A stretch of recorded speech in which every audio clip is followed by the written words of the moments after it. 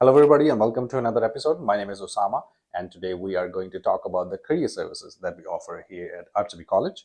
Joining us today is Mariya Zafar from Career Service Department. Thank you so much, Mariya, for joining us today.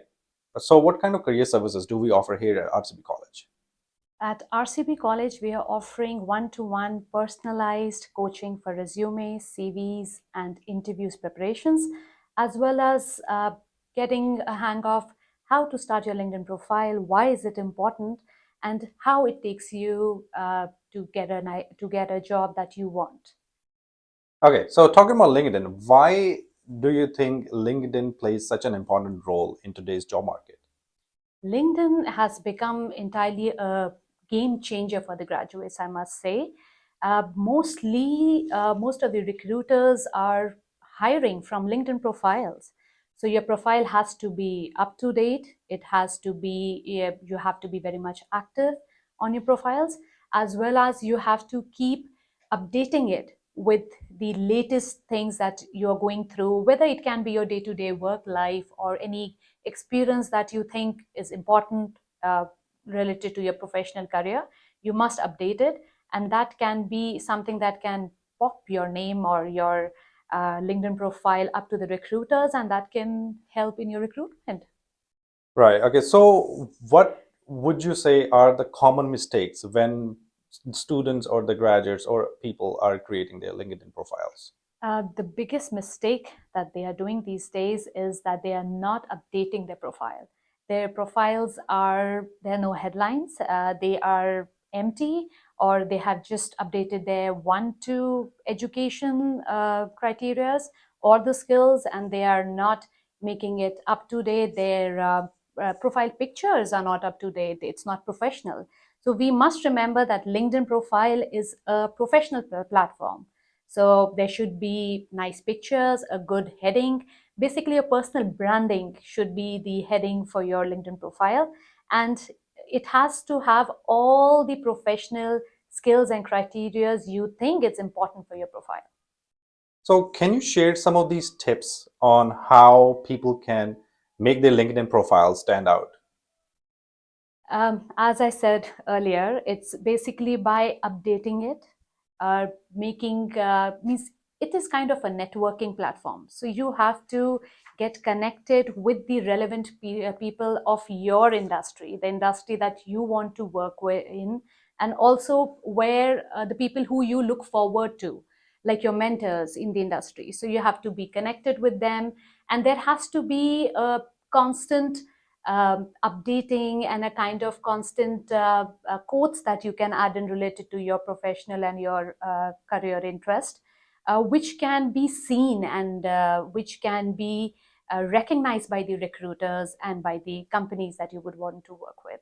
Earlier, we talked about that we offer multiple services here at RCB College, and one of them is the CV recommendations on how to fix that all. Um, there are countless CV templates online. Yes. So, what are the things that the students should look for to make their CV stand out? Your CV, your resume, your cover letters have to have a very simple font. It should have the keywords that is required for the job description that you are applying for. So the constant thing that you have to work is that you have to work with your resume. You have to keep tailoring it according to the job description or the job you're applying for. You have to make your skills, your experience relevant to the job description or to your dream job probably. And the best part is that you make it very simple. It doesn't have to be very latest or the new fonts. It has to be the basic font. It has to be in the basic format. Try to make it as simple, as clear, and to the point. Okay, we're making the CV as simple as possible. So there are a ton of AI services right now that the employers use right now to filter out the CVs. How do you tailor your CV to a specific job? Uh, that's very relevant nowadays. You're talking about the ATS system. Yes. So the most of the companies are using ATS system to shortlist the resumes. So the key point here is again in the keywords of the job description. So you just have to have the job description. You have to tailor your resume according to the keywords, the key elements that is required, so that your resume, your CV, your cover letter, it looks at it's very much aligned to the kind of job description that they want, or what the recruiter is looking for. Okay. So if, for example, somebody is making their CV as simple as possible, are they still including that volunteer work or their activities, extracurricular activities that they do? Yes, that is the most important thing that the Canada industry looks for. It's that how are you to the community? So if you're doing your volunteer work, your internships, or any job that you're doing for free, so you are catering the industry, you're catering the community, which is the priority nowadays in the industry here, especially in Canada. So yes, we must mention them, and we must have the recommendation with those people, and we should keep on trying to do whatever volunteer work we can do. Okay. Apart from these LinkedIn and CV recommendations, what are the other tools and strategies people can use for their job search?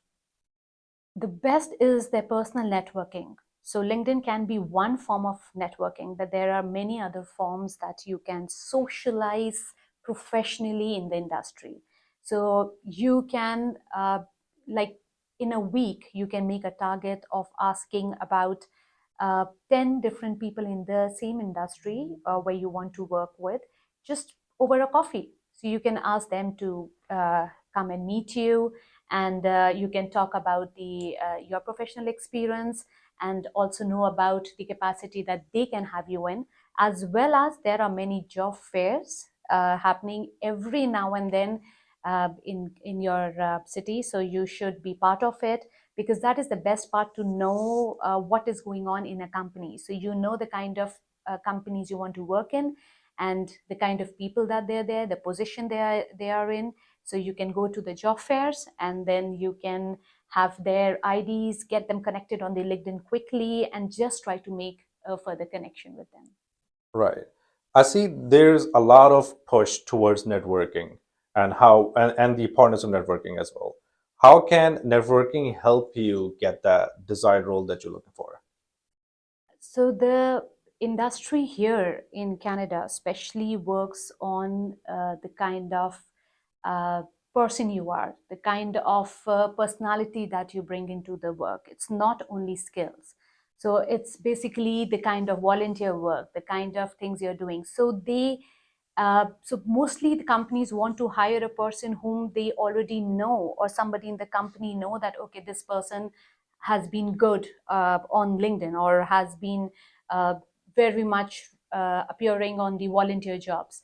So now they know that, okay, this person would be a fit for your company. So the cultural fit and the of the job place is also very important. So that's how networking will help you the most in getting your dream job. Okay. So we were talking about the Canadian culture. Since most of these people over here are immigrants and they don't have that local experience or local networking, what are the tips that you will give to the newcomers who are coming in and looking for a job? For the newcomers, it can be very relevant that if they have any kind of same, their experience, their skills, their education, as well as their volunteer work here in Canada, or their internships, their practicum. So that has to be aligned with their job interest. So once the things are aligned and they are very much active in the industry, that would help them a lot. So it's just that you're new to the to Canada and you don't know much about the market. The best part is to start having your volunteer jobs, working anywhere under any person. Uh, your first professional start in the industry will help you carve your way to your future job. Okay, so what would be the one thing you wish students knew when they are applying for a job or looking for a job? I wish they knew that they have to tailor the resume every time they apply for every job. That is the thing that I see that they don't want to do. They just make one resume and they try to float it almost everywhere, just showing what they are. But here you have to show how can you align your expertise with the kind of job the recruiter is looking for, or for the kind of person the recruiter is looking for. So we have to align them. So you have to tailor your resume, your CV, your cover letter each and every time for each and every job profile that you apply according to the key elements, the keywords the recruiter is looking for. We're going to go back on this topic again because I just really want to highlight this. Why is tailoring your resume every time is so important? It is very important to change your resume according to the job description that you're applying for, because you might have PhDs or masters in your education, but how would that be relevant to the job that you're applying for? Your experiences could be that you have worked maybe at the higher position back home, but here for an entry level job or for the job that you're looking for, it has to have the relevant kind of experience, showing the thing that, okay, you are fit for this particular job. You don't have to show what you all have, like for your skills or for your education, but you have to here tailor your resume to show your fit according to the job that you're applying for. So having a PhD or having a higher studies or higher positions on your resume would not help you getting the desired job. So the key here is, the takeaway point would be that you need to alter your resume as per the job that you're applying for, and you have to show and align your capabilities, your education according to the job that you want, but not according to what your profiles or what your experiences had been. So the best part would have been just to have the relevance in your resume. Make changes every time you apply. Make changes every time, and it has to be relevant. Relevant, the word is relevant according to the industry. All right, thank you so much. Yeah. Because for each and every job profile, recruiters are getting at least 200 applications. So probably they would not go for each and every resume. So what they do is they ask the ATS system to shortlist. Now the ATS system is a computerized software which will just pick the keywords that the recruiter is looking for from your resume. So provided you even write your keywords in another language, might not help you being shortlisted. So you have to understand it's the machine who's doing the work. So it will just take the right exact keywords that is required. Okay, good. That's good to know. So coming to the end of this episode, if students have to take one thing from this episode or one thing they should do, what would that be? I would say that the one thing should be that you should be focused. You should be knowing which stream and which industry you want to work for. Don't be confused.